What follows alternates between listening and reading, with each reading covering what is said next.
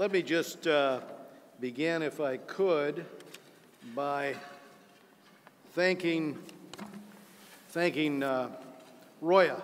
It's not every day that you get introduced by a poet and a novelist, and also I just would say for all of our friends here, Eliot Engel and I have this mission of trying to speak with one voice as it relates to U.S. policy abroad, and we have that in common with so many people out in the audience. And we thank all of you, especially Marie and Pat, our spouses, for being with us and being part of this tonight. It's a great honor. We appreciate it. I feel like I've just won the Academy Award. This is terrific.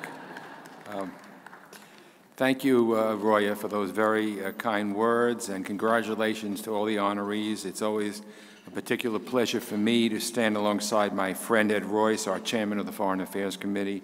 We've worked so well together over the past 4 years to keep partisan politics out of the committee's work, and we've succeeded for the most part. He's a great partner and a great chairman, and I want to thank America Abroad Media for hosting us tonight. The work you do is so important. And let me add a few thoughts to that, if I could, Eliot. And I think the Middle East faces an enormous struggle of culture and identity. And understanding how the United States can help the voices of reason win the day is as complex a challenge as any that we have faced.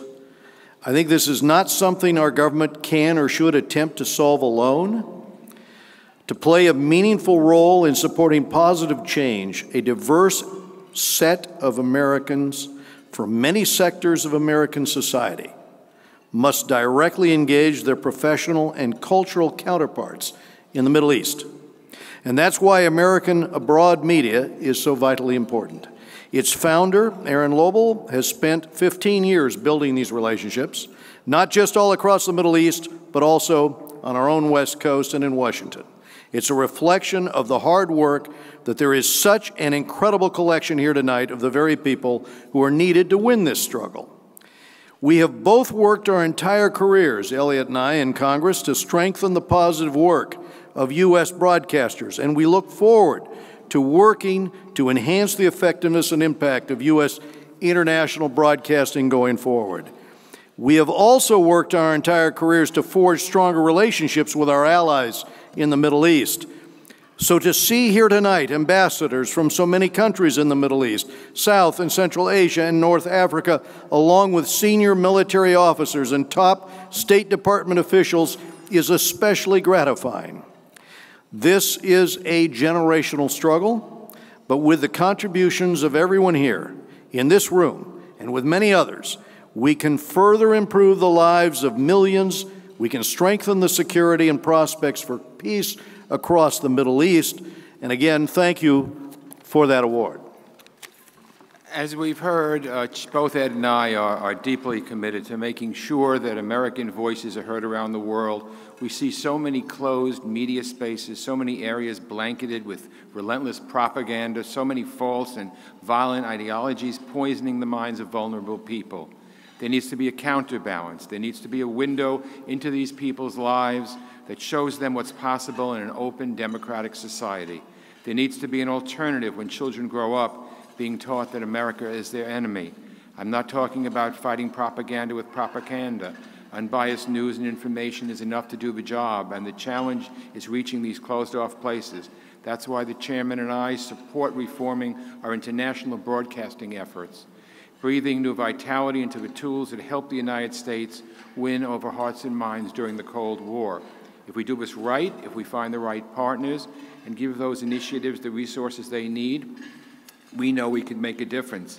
America's role in the world is more than our foreign policy, more than our programs and partnerships. So much of what we can show the rest of the world is leadership by example, and that's why, as we work to change hearts and minds, as we work to support more open media spaces around the world, one of our greatest assets is our own free and open press in the United States. The press freedoms enshrined in our founding documents are a cornerstone of our democracy. We don't throw journalists in jail for doing their job. We don't take reporters to court because we don't like what they have to say. When we're being true to our values, we don't harass or intimidate members of the press. That's not who we are. So we understand that our democracy couldn't function without a free press any better than it could function without courts or Congress or city councils. I've been in Congress nearly 30 years, so I understand we have checks and balances in the government, and that's what helps us. This is what we need to push. So I just want to say, I want to thank everyone here for these awards. I want to thank the role that the press and the media play in getting the truth out. As long as we have a vibrant and determined free press, we're showing the rest of the world that our success as a nation is tied to our unshakable commitment to an open society. So I want to thank everybody here who puts their freedom on display every day. I want to thank all the work that's been done. It keeps our democracy strong and it shines brightly for the whole world to see. So I again want to thank AAM for this honor and thank all of you for being here. Thank you.